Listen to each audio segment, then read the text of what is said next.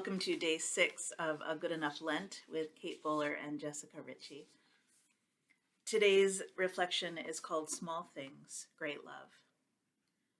I was a good musician, but a terrible music student. I was deeply invested in wanting to learn the cello, but not terribly invested in practicing.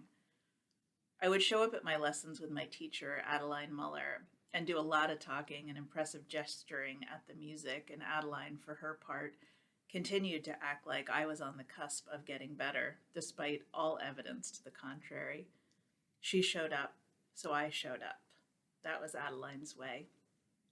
Adeline always showed up. Every Sunday morning she'd play the piano, and our small Mennonite church would sing along. If you've ever heard a very small congregation singing, it is underwhelming. Someone is always working too hard on the high notes, the rest are struggling to keep time, and the pianist acts like the conductor and the orchestra. It's wonderful and exhausting and important because it makes everyone show up, especially God. One day, Adeline's husband of 56 years passed away. He was a wonderful man with a fabulous mustache and a huge smile, and we were all heartbroken. The next Sunday, we expected to forge ahead in the service as best we could without our faithful accompanist. But there was Adeline at the piano. "What are you doing here?" someone exclaimed. She paused as if confused by the question. It was on the calendar. There are many acts of great love that are great because they are massive, monumental, and earth-shattering. And some are great because they are incremental. Each small act adds up to something really spectacular. Small acts, great love. There's actually a saint of small things. Her name is Therese, born in 1873 to a middle-class family in France. She lost her mom to breast cancer when she was 4 and grew up as an emotionally sensitive and spiritually interested child. As a teenager, she decided she wanted to become a nun and joined a group of contemplative nuns living sheltered from the world. She spent her years praying, serving, and writing inside those walls.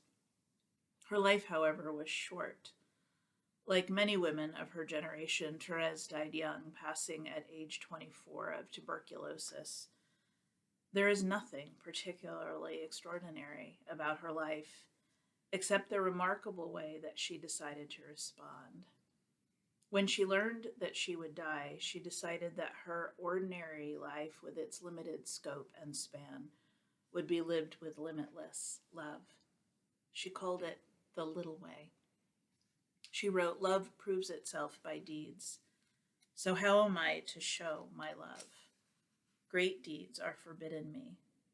The only way I can prove my love is by scattering flowers. And those flowers are every glance and word and doing of the least actions for love." We are often taught that our lives must be big to be remembered. But what if it was enough to scatter flowers, to make small sacrifices? Instead of mythologizing the rich and famous, let's pause to celebrate all those who walk the little way. Blessed are you who show up because you're on the schedule.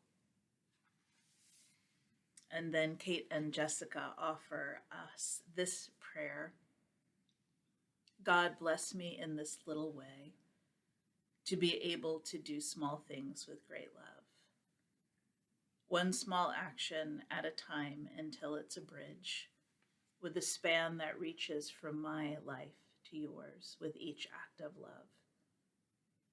And when I screw up or forget or grow weary, bless me with the courage to begin again, loving and loving again, being changed by your love, and transforming the world one small act at a time.